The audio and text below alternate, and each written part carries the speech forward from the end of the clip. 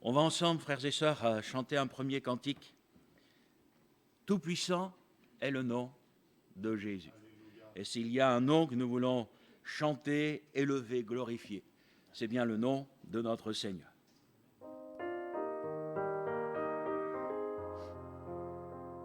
Tout-puissant est le nom de Jésus. Tout-puissant est le nom de Jésus. Car par lui et pour lui sont toutes choses.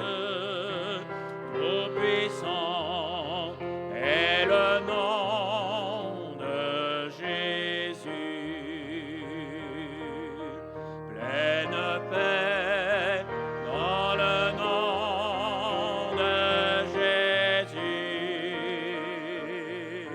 Pleine paix dans le nom de Jésus. Car par lui et pour lui sont toutes choses. Pleine paix dans le nom de Jésus. Amour vrai dans le nom de Jésus. Amour vrai dans le nom de Jésus. Car par lui et pour lui sont toutes choses. Amour vrai dans le nom de Jésus.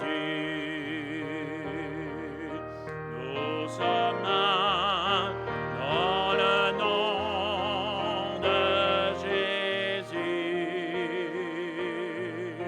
Nous sommes un dans le nom de Jésus. Car par lui et pour lui sont toutes choses. Nous sommes un dans le nom de Jésus. Et nous voulons louer et adorer celui qui est Père, Fils et Saint-Esprit, et avec le 522 dire « Tendre Père, j'aime te contempler ce matin encore, je t'offre ma vie », c'est le sens du culte.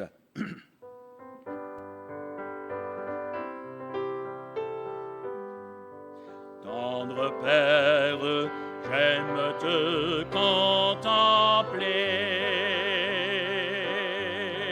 Tendre Père, j'aime te contempler.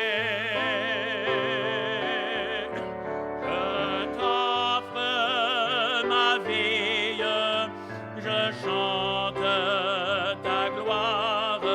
Tendre Père, j'aime te contempler. Fils de Dieu, j'aime exalter ton nom. Fils de Dieu, j'aime exalter ton nom. Tu m'aimes, tu m'aides, tu combles ma vie. Fils de Dieu, j'aime exalter ton nom. Saint-Esprit, tu éclaires ma vie. Saint-Esprit, tu éclaires ma vie. Tu diriges mes pas, tu restes près de moi. Saint-Esprit,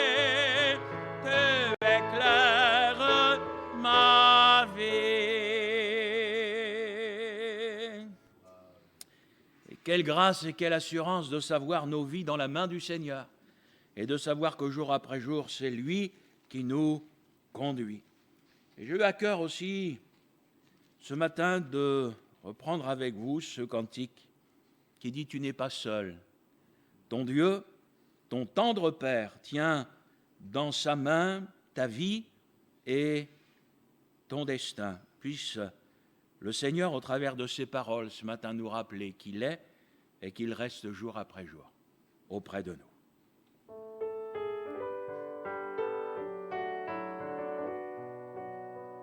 Tu n'es pas seul, ton Dieu, ton tendre Père, tient dans sa main ta vie et ton destin. Tu n'es pas seul, ici-bas sur la terre, Dieu prévoit pour ton bien chaque lendemain. Vers lui lève les yeux, il voit du haut des cieux, il entend tes soupirs lorsque tu pries. Tu n'es pas seul, jamais Dieu ne t'oublie. Il veille avec amour sur toi chaque jour. Tu n'es pas seul, toujours toi qui l'advienne, aux jours heureux comme dans l'adversité. Tu n'es pas seul, mets ta main dans la sienne, ton âme gardera sa sérénité. La grâce et le bonheur avec la paix du cœur resteront près de toi toute la vie. Tu n'es pas seul, la présence bénie du Prince de la paix t'assure la joie.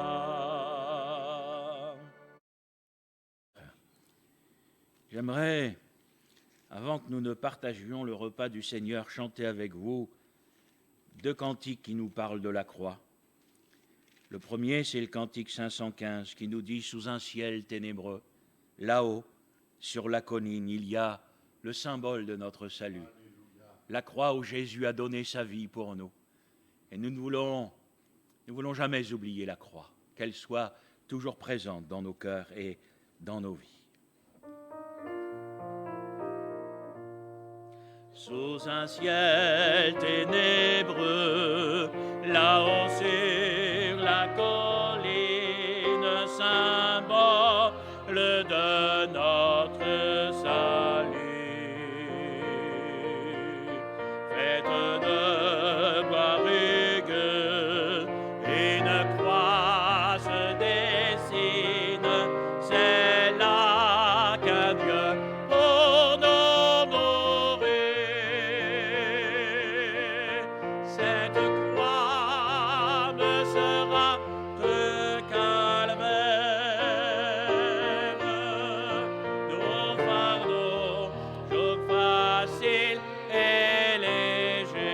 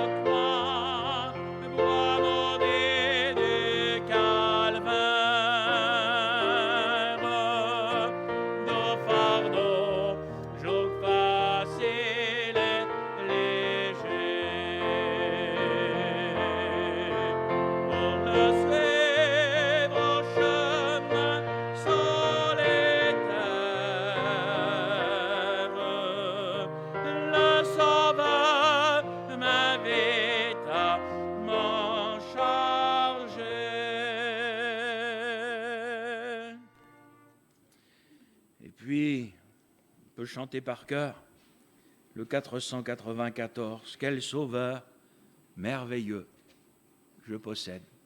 Bien sûr, là, on va chanter tous les couplets.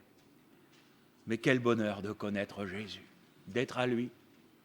Il est venu pour nous, frères et sœurs, pour nous sauver. Voulons le célébrer pour cela ce matin, le bénir pour la croix et ensemble nous tenir auprès de la croix pour l'adorer.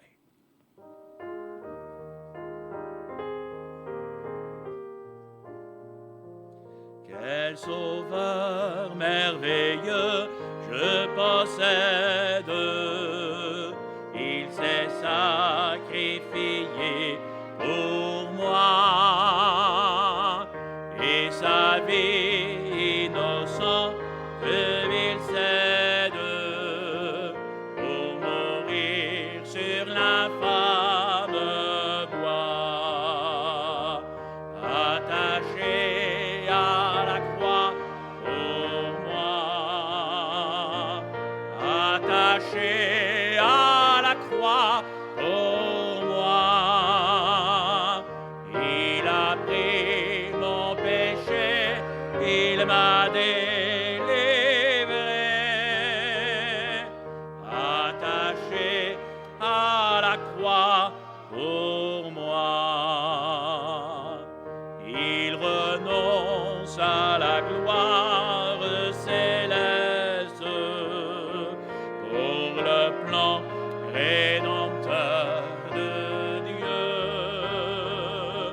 L'apparence est la plus modeste, oh quel prix pour me rendre heureux,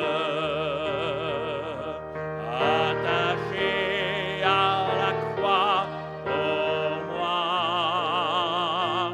attaché à la croix pour moi. Il a pris mon péché, il m'a délivré, attaché à la croix pour moi. Maltraité, innocent pour ma vie, pour mes iniquités brisées, et chargé de mes maladies, il mourut pour guérir, sauver, attaché à la croix pour moi, attaché à la croix pour moi. Il a pris mon péché, il m'a délivré, attaché à la croix pour moi. Le salut accompli pour ses frères, le Sauveur fut reçu au ciel. Il revient au profond mystère, mon bonheur sera éternel, attaché à la croix pour moi, attaché à la croix pour moi. Il a pris mon péché, il m'a délivré, attaché à la croix pour moi.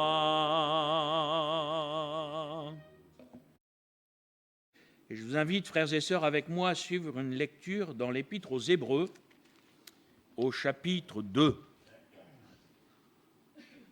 à partir du verset 5. Hébreux, chapitre 2, verset 5.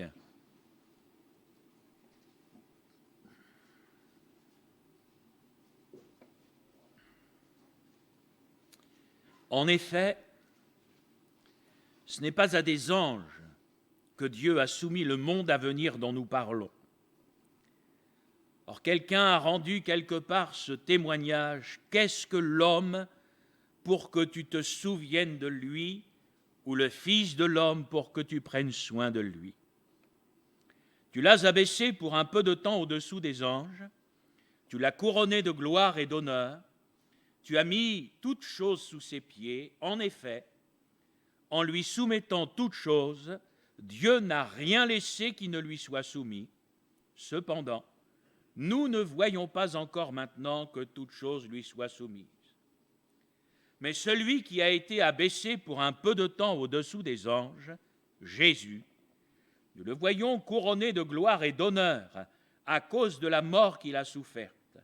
Ainsi, par la grâce de Dieu, il a souffert la mort pour tous.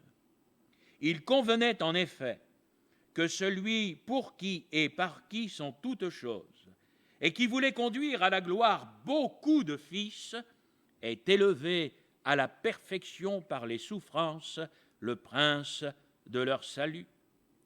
Car celui qui sanctifie et ceux qui sont sanctifiés sont tous issus d'un seul. C'est pourquoi il n'a pas honte de les appeler frères. Lorsqu'il dit « J'annoncerai ton nom à mes frères, je te célébrerai au milieu de l'assemblée. » Et encore, je me confierai en toi. Et encore, me voici, moi et les enfants que Dieu m'a donnés. Ainsi donc, puisque les enfants participent au sang et à la chair, il y a également participé lui-même, afin que par la mort, il rende impuissant celui qui avait la puissance de la mort, c'est-à-dire le diable. Ainsi, il délivre tous ceux qui, par crainte de la mort, étaient toute leur vie retenus dans la servitude. Car assurément, ce n'est pas à des anges qu'il vient en aide, mais c'est à la postérité d'Abraham. En conséquence, il a dû être rendu semblable en toutes choses à ses frères, afin qu'il soit un souverain sacrificateur, miséricordieux et fidèle dans le service de Dieu pour faire l'expiation du péché. Car du fait qu'il a souffert lui-même et qu'il a été tenté, il peut secourir ceux qui sont tentés. Amen. Amen. Béni soit le Seigneur. Je voudrais vous inviter ce matin à reprendre avec moi la lecture du fruit de l'Esprit dans Galates 5, verset 22.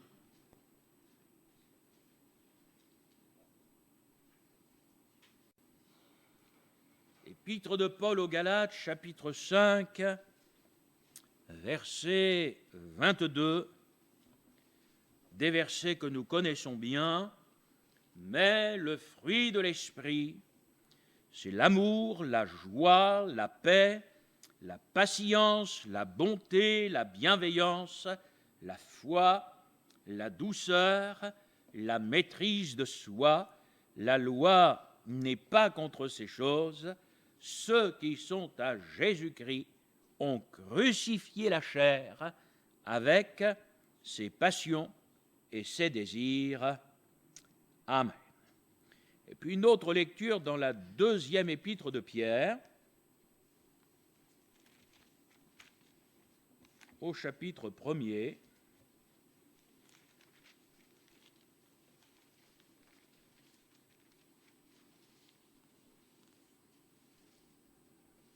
De Pierre, chapitre 1er, verset 5e.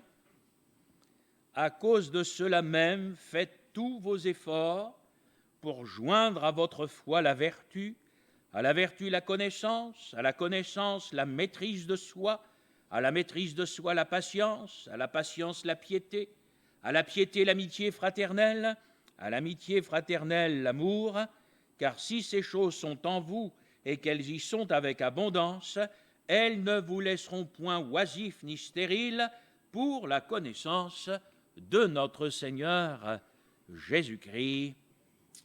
Amen. J'ai eu à cœur, non pas de vous parler sur tous les fruits de l'esprit, faudrait plus d'une méditation, ou alors les aborder seulement d'une manière globale. J'ai eu à cœur de vous parler ce matin de la maîtrise de soi, qui, dans une autre traduction, est aussi appelée la tempérance.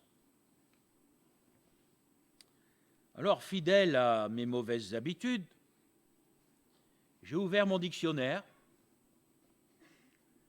au mot tempérance.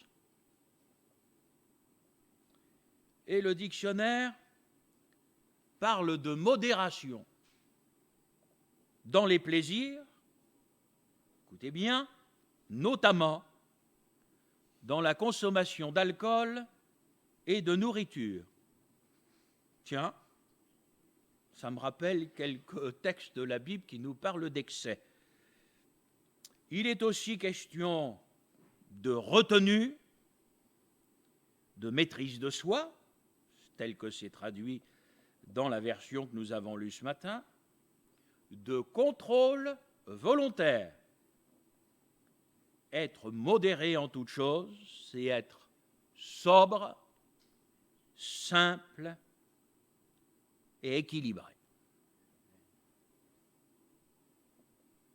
La maîtrise de soi. Ouh, aïe. Je m'engage sur un terrain glissant.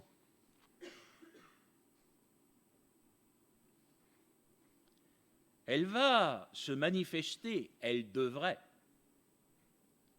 pour les enfants du Seigneur.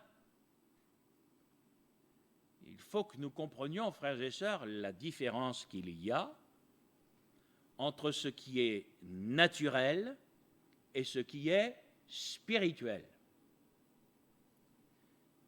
Des inconvertis, des hommes et des femmes qui ne connaissent pas le Seigneur, peuvent connaître une certaine dimension naturelle de la maîtrise de soi. Ils peuvent avoir un certain contrôle qui, suivant les individus, va être plus ou moins élevé. Mais quand la parole de Dieu va nous parler de la maîtrise de soi, elle va nous en parler comme un fruit de l'esprit. Non pas comme une qualité naturelle, liée à notre caractère ou à notre tempérament, mais elle va nous le présenter comme étant le caractère du Seigneur Jésus, qui, par sa vie qui coule en nous, puisque nous sommes devenus avec Christ une même plante, va faire en sorte que nous puissions produire un fruit qui va ressembler à celui qui nous a engendrés au Seigneur Jésus. Et cette maîtrise de soi dont il est question ici, c'est donc un fruit spirituel. C'est donc quelque chose qui ne va pas trouver sa source en bas, mais c'est quelque chose qui va trouver sa source en haut et qui va se manifester dans notre cœur, dans notre vie, par la vie de l'esprit, non pas, et je le rappelle parce que c'est essentiel si nous voulons vivre dans cet équilibre de la parole de Dieu, non pas comme une bénédiction qui va nous tomber comme ça un jour, de manière un peu miraculeuse, sur le coin du nez, et qui va faire que du jour au lendemain, eh bien, nous allons vivre à 100% la maîtrise de soi, mais c'est exactement comme un fruit. Il faut du temps pour qu'il grandisse, pour qu'il se développe, jusqu'à ce qu'il vienne à maturité, et cela se produit par l'action de la sève, c'est-à-dire de la vie qui est à l'intérieur de l'arbre. Et pour nous, frères et sœurs, le fruit de l'esprit, c'est la seule manière de le vivre, de le voir se développer. Ce n'est pas quelque chose qui va être le fruit d'un contrôle, si je me base sur mon sujet de ce matin dans la maîtrise de soi, d'un contrôle naturel. C'est vraiment une œuvre que le Seigneur va faire dans notre cœur par le Saint-Esprit. Cette maîtrise de soi va se manifester au niveau spirituel. Et je crois qu'elle va caractériser la vie de l'Église. La vie de l'Église ce n'est pas une vie où il y a du désordre. Il n'y a pas de désordre dans l'Église. Au contraire, la Bible nous dit que Dieu veut que dans l'Église, tout se fasse avec de l'ordre et de la bienséance. Donc, être des hommes et des femmes équilibrés, je crois qu'aujourd'hui, c'est important d'insister sur cette notion. Ça nous amènera à comprendre, frères et sœurs, que la liberté des enfants de Dieu, ce n'est pas dans l'Église la liberté de faire n'importe quoi, puisque dans l'Église, le Seigneur a voulu que les choses se fassent avec de l'ordre. Donc, il n'y a pas de désordre. Il n'y a pas de débordement. Et il n'y a pas de choses qui ne soient pas contrôlées. Parce que l'Église du Seigneur, c'est le corps de Christ. Qui en est la tête? C'est Jésus. Donc l'Église du Seigneur vit en dépendant de la tête. Enfin, je ne sais pas comment c'est dans votre corps, vous. C'est important, votre tête, chez vous? Hein? Ça part de là-haut, puis ça descend après dans les membres. Ben, moi, j'ai envie de vous dire, Dieu, parce que la Bible l'affirme, n'est pas un Dieu de désordre.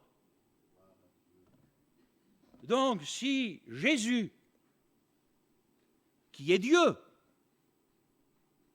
et dites-moi un amen, on n'est pas chez les témoins de Jéhovah, là, hein? Jésus est Dieu. Il n'est pas que le Fils de Dieu. Il est Dieu, il est appelé le Tout-Puissant, le Roi des Rois, le Seigneur des Seigneurs.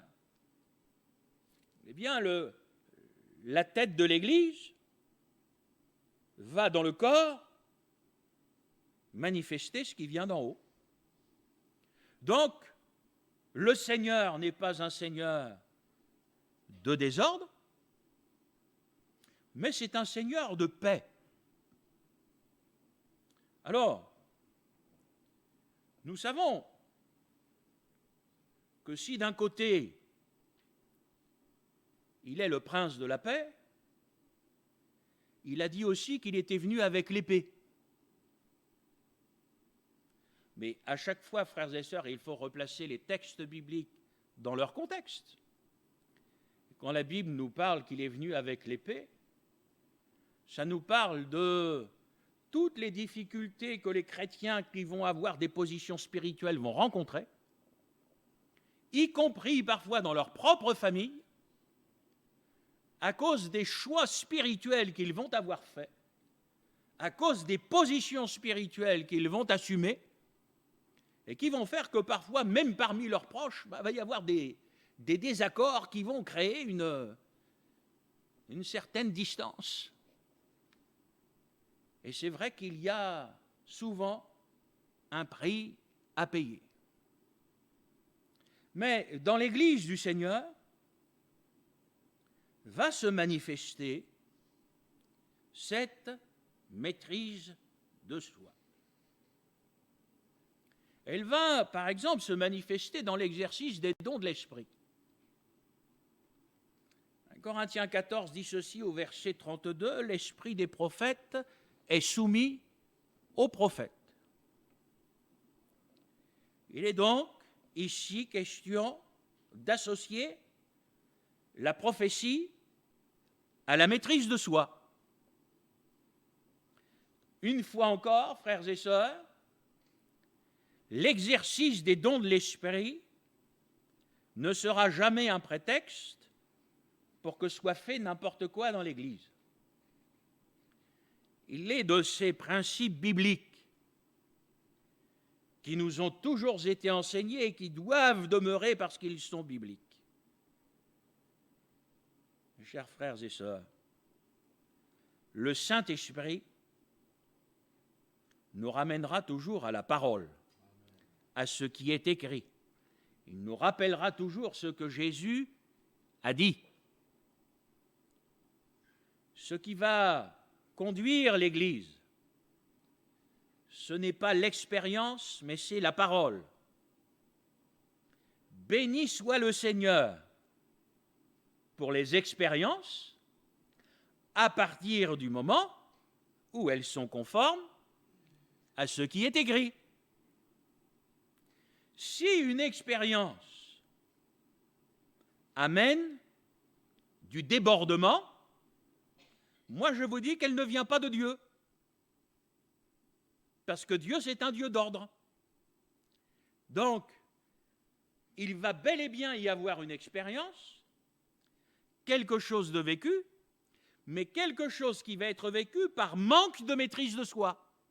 Et là, c'est l'humain, ce sont les émotions, c'est la chair, parce que nous sommes charnels, qui va se manifester, alors que, par l'esprit, normalement, ce sont des choses qui auraient dû être maîtrisées, qui auraient dû être tues. L'esprit des prophètes est soumis aux prophètes. Donc, même dans l'exercice d'un don spirituel, cette fois-ci, de la prophétie, va se manifester cette maîtrise de soi, cet ordre, le respect de ce que la Bible dit qu'est une prophétie, qui est là pour édifier, pour exhorter et pour consoler. Vous avez déjà lu ça aussi dans 1 Corinthiens 14. Relisez tout 1 Corinthiens 14, parce que vous allez en entendre un peu parler ce matin. Donc la prophétie, elle est décrite dans la Bible. Il ne faut d'ailleurs pas confondre, même si extérieurement elle peut prendre la même forme, il ne faut pas confondre la prophétie avec la parole de sagesse ou la parole de connaissance. Je vous rappelle que la parole de connaissance, c'est une partie de ce que Dieu connaît d'un homme, d'une situation, etc., et qu'il va révéler. La parole de sagesse est souvent liée à la parole de connaissance. Face à ce que Dieu connaît, face à une situation, le Seigneur va donner un conseil. Il va donner une marche à suivre, une route sur laquelle il faut marcher. Mais ça, c'est une parole de sagesse, une parole de connaissance, ce n'est pas une prophétie. La prophétie, elle édifie, elle exhorte, elle console.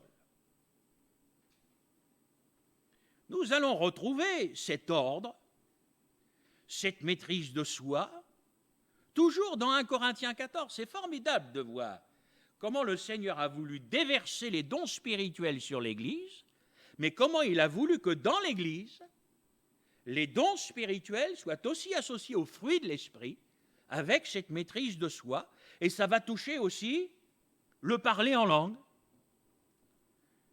Et là, c'est toujours dans 1 Corinthiens 14, les versets 27 et 30, c'est pour ça que je vous dis ce matin, voilà, vous notez 1 Corinthiens 14 dans vos notes et vous lirez tout le chapitre chez vous. Il est dit que 2 ou 3 au plus parlent, mais il est dit aussi, s'il n'y a pas d'interprète, qu'on ne parle pas, qu'on se taise. Pour ceux qui prophétisent, que 2 ou 3 parlent et que les autres jugent. Et s'il y a une révélation, que l'autre se taise, parce que dans l'Église, plusieurs personnes peuvent recevoir la même pensée. Et puis, il faut aussi réaliser, dans la foi, que c'est Dieu qui parle. Et que s'il a envie de dire quelque chose à quelqu'un, même si ça ne passe pas par nous, vous inquiétez pas, la personne entendra ce qu'elle a besoin d'entendre. Parce que parfois, on pourra avoir l'impression que certains veulent absolument prophétiser avant qu'on termine le moment de prière, comme si Dieu, on allait louper quelque chose. Non, vous loupez rien. Il faut penser que vous pouvez avoir reçu quelque chose, quelqu'un d'autre aussi peut l'avoir reçu. Et moi, je l'ai déjà vécu, ça. Si plusieurs ont la même pensée, ça ne sert à rien de la donner 3 fois. Ça montre simplement qu'on est dans la pensée de l'esprit. Le Seigneur n'a pas besoin de se répéter. Si quelqu'un a donné une pensée et puis que nous, on avait cette pensée, il n'y a pas besoin de la répéter derrière, frères et sœurs. C'est pour ça que la Bible dit, si quelqu'un a une révélation, s'il la donne, que l'autre à côté se taise.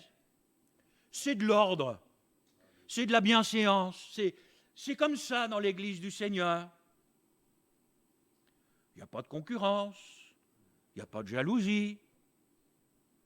Et si tout d'un coup nous entendons quelqu'un prophétiser, peut-être pour la première fois, nous allons nous réjouir de voir que le Seigneur confie encore aujourd'hui les dons. Gloire au Seigneur. La maîtrise de soi nous amène dans un sain équilibre.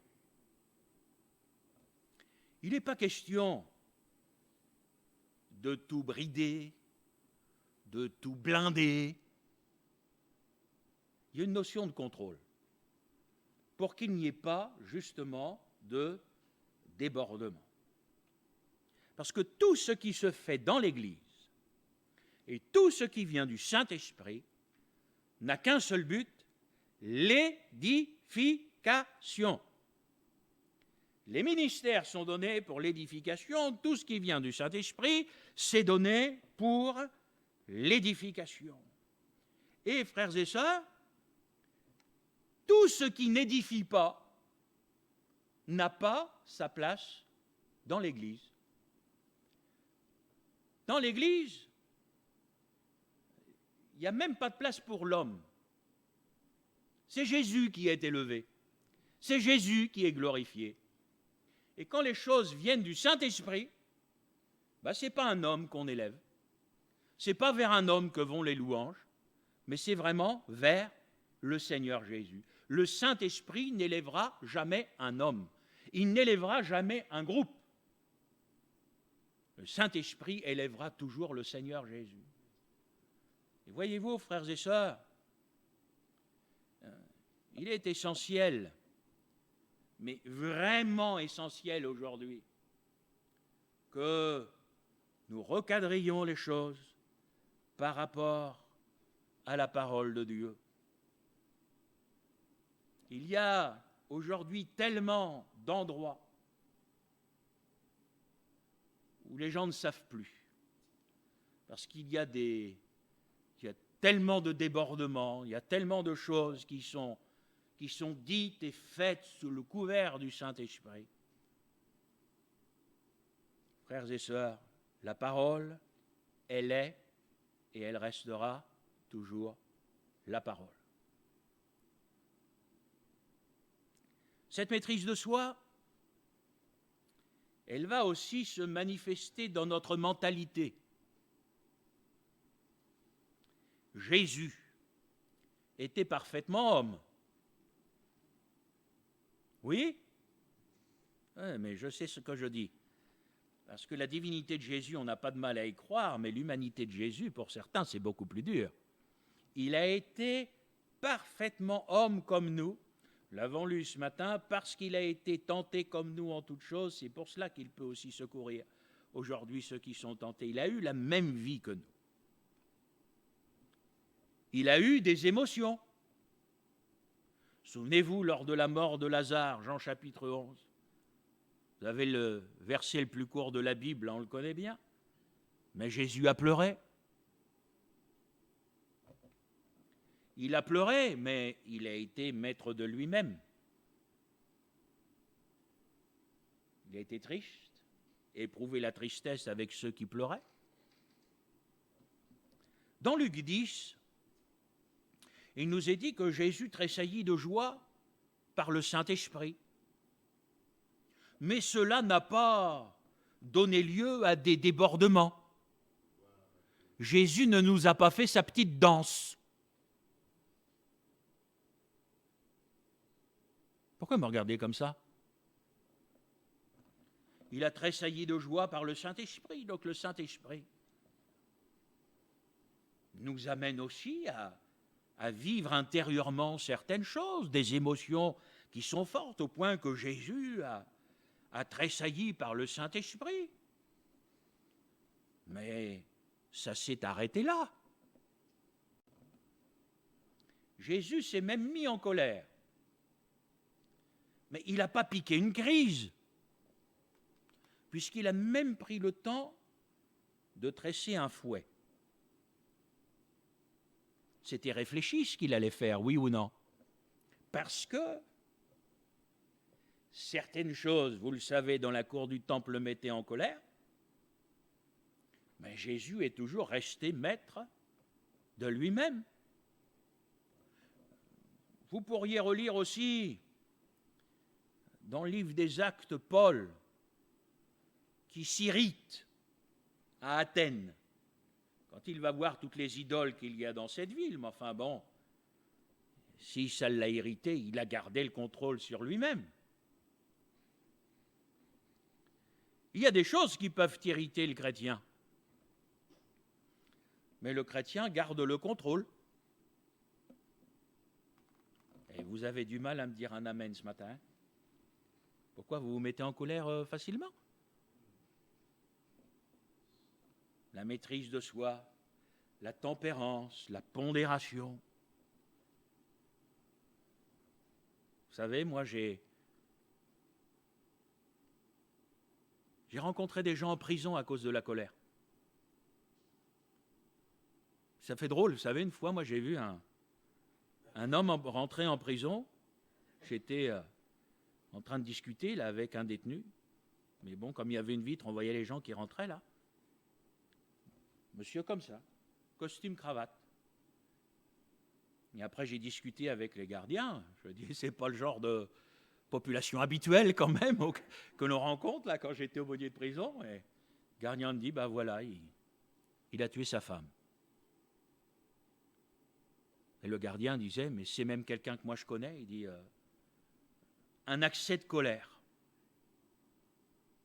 Vous vous rendez compte? Le gardien me dit, je comprends pas. C'était un couple, ils s'aimaient et tout ça. La colère, mais c'est terrible. Mais quand on est chrétien, on ne se met pas en colère.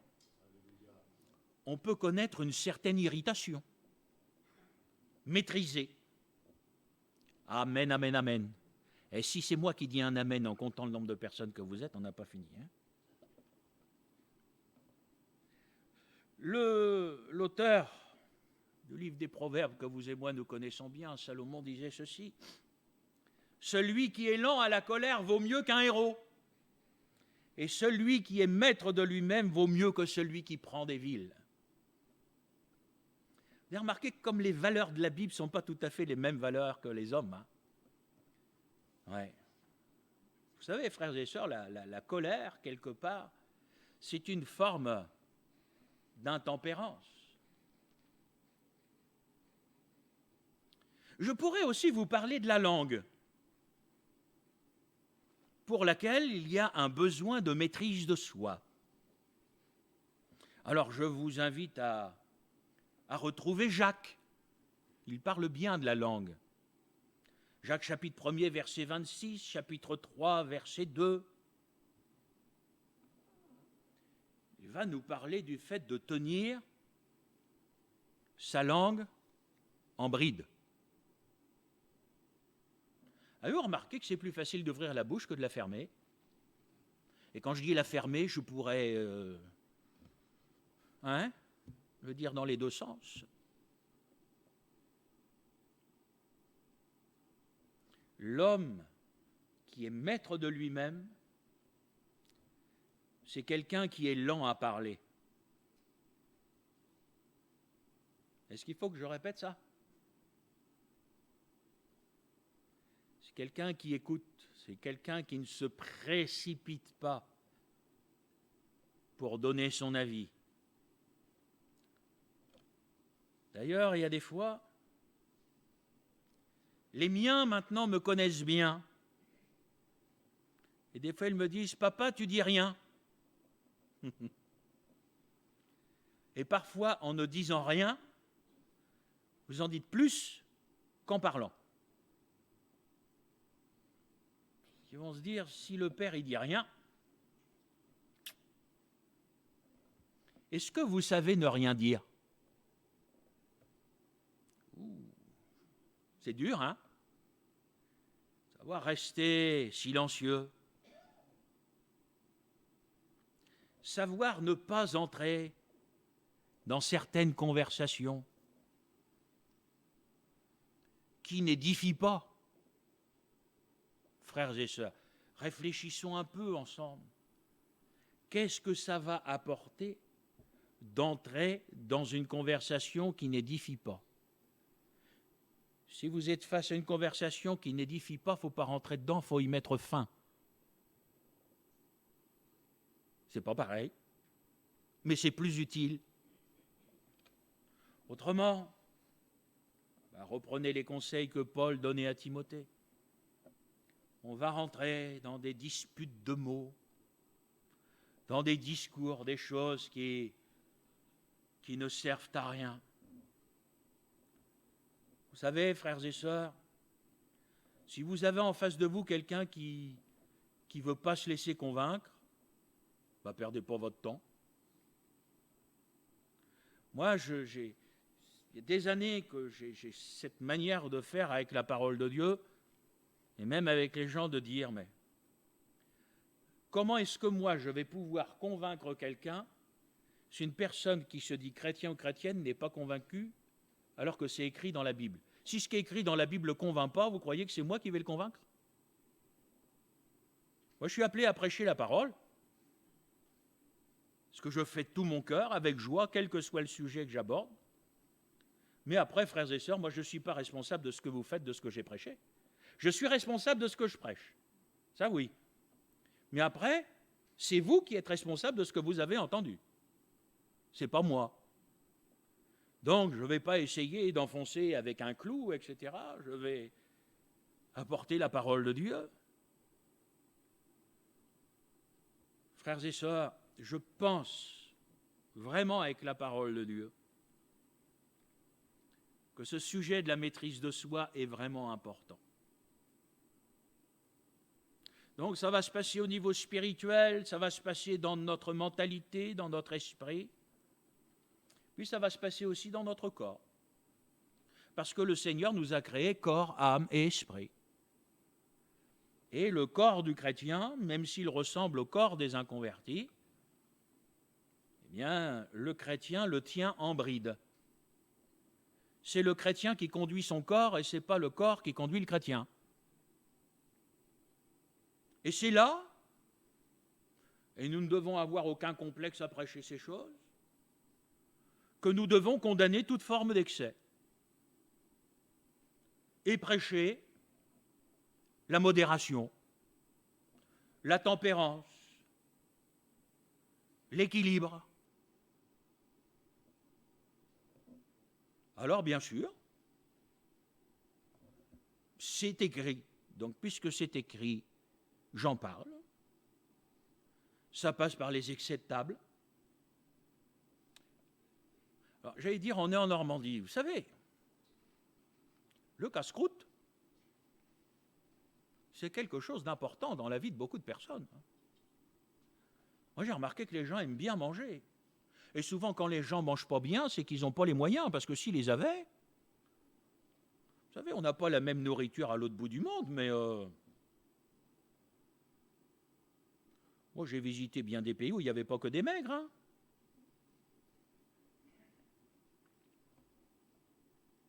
Pas d'excès. Être équilibré. Ben voilà. Je crois qu'on a tout dit. Être modéré. Ça ne veut pas dire qu'on n'a pas le droit de boire, qu'on n'a pas le droit de manger. Ça veut dire qu'il faut être modéré. Ça veut dire qu'il faut cet équilibre dans tous les domaines. C'est comme ça que ça vit un chrétien. Puis après, il y a le respect de l'autre.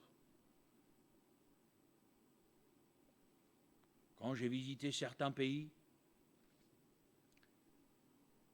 il y a un pasteur qui me disait, Gilles, il me dit, tu sais, les gens dans nos églises, et des gens, on va aller chercher dans la rue, à 90%, ce sont d'anciens alcooliques. Donc, il dit, tu comprends, nous, on ne boit pas d'alcool avec d'anciens alcooliques. Je dis, oui, je comprends bien. Donc, voilà, vous ne buvez pas d'alcool non plus, puis vous ne mourrez pas. Oh, vous mourrez si vous ne buvez pas d'alcool, vous? Ah, vous me rassurez. Vous attendez. C'est bon, l'eau. Ça ne fait pas rouiller, je vous promets. C'est ça. C'est ça l'équilibre. C'est ça le respect. Vous allez en Asie, je l'ai vécu en Inde, je l'ai vécu au Népal, etc. Vous arrivez dans une église, les gens se déchaussent. Donc à l'entrée de l'église, vous avez plein de godasses là partout. Qu'est-ce que vous faites? Moi je laisse mes chaussures. Qu'est-ce que j'en ai à faire de marcher pieds nus dans l'église? Parce que je suis un pasteur français, je vais me permettre de garder mes chaussures, je vais rentrer avec mes godasses dans l'église, je vais choquer tout le monde. Je laisse mes chaussures à l'entrée. Pas choquer les gens pour une paire de chaussures, non? Même si j'espère que vous avez gardé vos chaussures ce matin. Parce que chez nous, ça ne pose pas de problème de garder les chaussures. S'ils le font, moi je vais vous dire, moi je crois qu'ils le font pour le Seigneur. Je ne suis pas forcément d'accord avec eux. Enfin, on ne va pas en faire un fromage parce qu'ils ont laissé les chaussures à l'entrée de l'église non plus. Hein. Je peux vous assurer, quand ils ont loué le Seigneur après, ils l'ont fait aussi bien que vous et moi. Voyez-vous, frères et sœurs, là, cet équilibre, c'est ça. C'est dur. Quand parfois, avec le spirituel, vous avez la culture qui s'y met. Mais vous ne croyez pas que nous, en Normandie, on a notre culture? Il m'est arrivé dans ma formation pastorale d'être le pasteur d'une église où 90% des gens qui composaient l'église, c'était des gens des îles. La Martinique, la Guadeloupe, la Réunion, l'île Maurice, c'était des Africains, des Portugais, des Espagnols, des Italiens, des... Oh! Eh bien, c'était pas des Normands. Et il a fallu que moi, je me fasse à eux. Oh, ils se sont vite fait à moi, mais moi, il a fallu que je me fasse à eux. C'est ce que disait Paul, il faut se faire tout à tous. C'est vrai qu'on est spéciaux, nous les Normands. On a toujours l'impression que ce sont les autres qui sont spéciaux. Mais les autres, quand ils nous regardent, ils trouvent qu'on est des gens spéciaux. Moi, j'ai envie de vous dire, béni soit Dieu pour les Normands, puis béni soit Dieu pour les autres. Amen. Même s'ils ne font pas exactement comme nous. Amen quand même. Ah, ça c'est dur, hein? Et vous croyez que c'est quoi cette vie d'équilibre, de maîtrise de soi à laquelle le Seigneur nous appelle? C'est là que le Saint-Esprit va nous conduire. Moi, j'ai connu des gens qui, sous prétexte d'être spirituels, se sont lancés parfois dans des jeûnes complètement déséquilibrés. Ah frère, vous savez, le Seigneur a jeûné pendant 40 jours. Alors moi, je vais faire un jeûne de 40 jours. Mais t'es débile ou quoi? Moi, je parle comme ça, excusez-moi, hein, mais je dis les gens, mais vous avez quelque chose qui ne va pas là? Jésus l'a fait, mais c'était Jésus, hein. Et dans un but bien précis, après, vous avez eu la tentation dans le désert. Vous avez envie de passer face au diable en direct? Faites ça, vous allez voir, ça va vous arriver. Les gens, quand ils ne mangent pas, etc., là-haut, il y a les boyaux qui commencent à faire des nœuds, ils n'ont plus les yeux en face des trous, ils se mettent à débloquer, à délirer, machin, etc. Je vous assure que si quelqu'un a envie de vivre des mauvaises expériences, c'est ça qu'il faut faire. Vous croyez que le Seigneur a enseigné le jeûne pour qu'on fasse des mauvaises expériences? Ou est-ce que vous croyez qu'il l'a enseigné pour qu'on soit béni? Mais c'est comme ça que parfois, dans les églises, vous avez des déséquilibres. En partant d'une chose qui paraît spirituelle, vous avez des gens qui sont capables de partir dans des délires. Moi, je dis non. Être maître de soi, savoir être des hommes et des femmes équilibrés, regarder la parole de Dieu. Parce que vous avez toujours les bons exemples dans la parole de Dieu. Hein? Et voilà.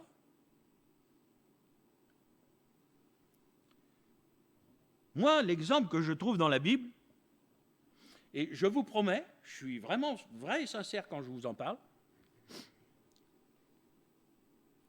Le Seigneur nous parle de l'athlète. Quelqu'un qui court. Un sportif. Qui est conscient que pour courir, il doit être en forme. Ça va, vous me suivez jusque-là? Donc, Paul va dire, pour pouvoir être en forme, eh bien, il va avoir une hygiène de vie, où il va s'abstenir de certaines choses qui vont prendre ses forces, qui vont prendre sa forme, et au contraire, il va aller dans un certain sens. Vous trouverez ça dans 1 Corinthiens au chapitre 9, des versets 24 à 27. On sait que c'est là que l'apôtre Paul nous parle de la course et nous parle des athlètes qui s'imposent toutes sortes d'abstinences. Vous savez, frères et sœurs, moi, je n'ai jamais été complexé par mon embonpoint. Mais franchement, je vous le dis, déjà, c'est dans mon caractère. Puis, bon, quand vous avez connu la famille, moi, le médecin me l'a dit, il m'a dit, vous savez, vous ne pourrez pas lutter contre vos gènes. Bon, voilà. Mais entre ne pas lutter contre ces gènes et puis se discipliner, quand il me dit, monsieur Zé, il faut que vous marchiez une demi-heure tous les jours. Ça, le Seigneur ne va pas le faire à ma place, hein. Alors, il y a des moments où vous êtes motivé, il y a d'autres moments on pourrait l'être moins. Vous savez ce qui me motive? Vous. C'est fou, hein? Je me dis, Gilles, il faut que tu le fasses, il faut que tu te bouges, il faut que tu sois en bonne santé pour l'Église, pour ce que le Seigneur met devant toi aujourd'hui, et on en a déjà parlé ensemble. J'ai pas le choix. J'ai pas le choix. Eh bien, vouloir servir le Seigneur, c'est un bon moteur pour être en forme. Donc, on va s'imposer toutes sortes de choses, pas seulement de la consécration. Il faut accepter de s'imposer une certaine hygiène de vie. Et si vous saviez ce que j'ai du mal, vous savez ce à quoi j'ai le plus de mal? À m'arrêter. Ne rien faire. Le frère Gau me disait, pendant qu'on était ensemble, il me dit, tu sais, Gilles, il me dit, moi, j'ai fait un AVC. J'ai bien été obligé de m'arrêter. Il me dit, avant, j'étais comme toi. J'ai dit, oui, alors il faut que tu pries pour moi. Il sourit. Mais c'est vrai, frères et sœurs. Il faut qu'on réalise, malgré le cœur qu'on a, malgré le tempérament. J'y peux rien, je dis tempérament, c'est comme ça, mais il faut être des hommes équilibrés. Et quand on veut être un homme équilibré, des fois, il faut mettre le moteur au repos pour qu'il refroidisse. Autrement, il va falloir changer le joint de culasse. Je n'ai pas envie que ça m'arrive. Alors, moi, je bénis Dieu parce que j'ai des bons frères. J'ai aussi des bonnes sœurs. Ah, il fallait que je la case, celle-là, quand même. Hein. Qui me dit, Gilles, il faut que tu prennes des vacances. Vous en avez, vous n'avez pas besoin de leur dire de prendre des vacances. Hein. Ah, je dis, ouais. Alors, je vous rassure, je vais prendre des vacances cette année. Que je ne suis pas sourd, moi, vous savez, je comprends des choses. Je me dis, ouais, Gilles, il faut que tu apprennes aussi à lever le pied un petit peu, parce qu'autrement, le jour où tu seras sur un plumard à l'hôpital, là, tu lèveras le pied, ce ne sera pas pour la même chose. Donc, et moi, je dis, Seigneur, donne-moi d'être équilibré. Vous n'avez peut-être pas de mal, moi, j'ai du mal avec moi. Ouais. C'est comme ça, frères et sœurs, qu'on vit l'œuvre de Dieu. C'est comme ça que nous sommes des chrétiens. Nous sommes des vrais serviteurs de Dieu. Pas en voulant jouer au héros, en étant des hommes et des femmes qui vont vivre la maîtrise de soi, qui vont vivre cette tempérance, qui vont vivre cet équilibre-là. Conscients parfois, frères et sœurs, comme j'ai toujours dit, vous savez, l'agriculteur, même s'il est fatigué, s'il a une vache qui va bêler au milieu de la nuit, il va se lever quand même. Donc, dans le ministère, si vous voulez, voilà, vous avez des obligations, vous avez des situations, vous avez des gens qui sont malades, vous avez un décès, ceci, cela. Donc, bon, mais ça, c'est normal, frères et sœurs, ça, c'est inhérent au ministère. Donc je veux dire, c'est le jour, c'est la nuit. Ça ne nuit pas à l'équilibre, ça. Et il faut vraiment que le Seigneur nous fasse grâce. Parce qu'on vit dans un monde déséquilibré.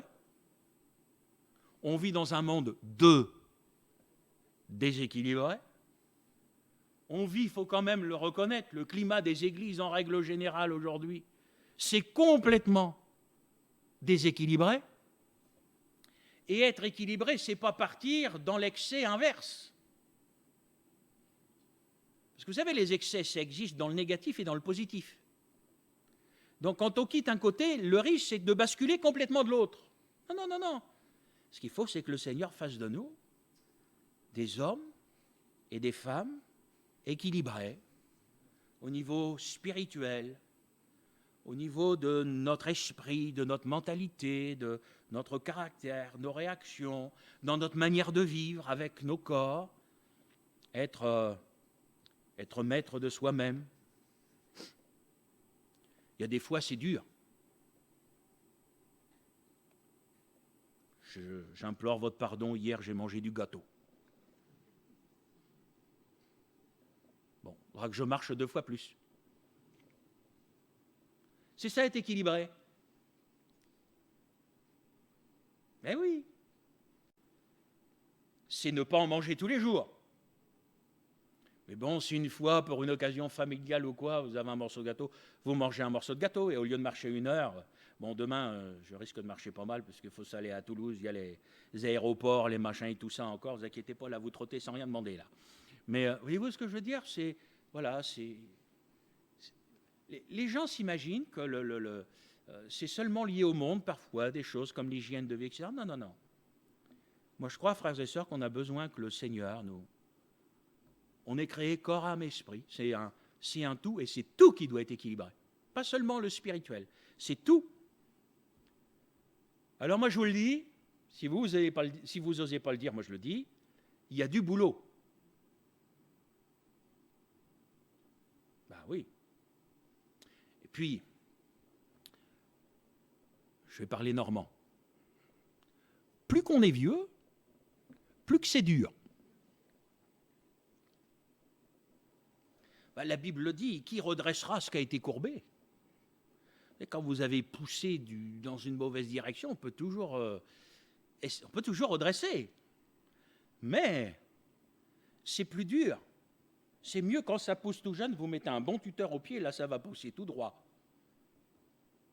C'est comme ça, parfois, vous savez, dans les églises, ce sont parfois les plus âgés qui vous posent le plus de problèmes. Les plus jeunes, c'est plus docile.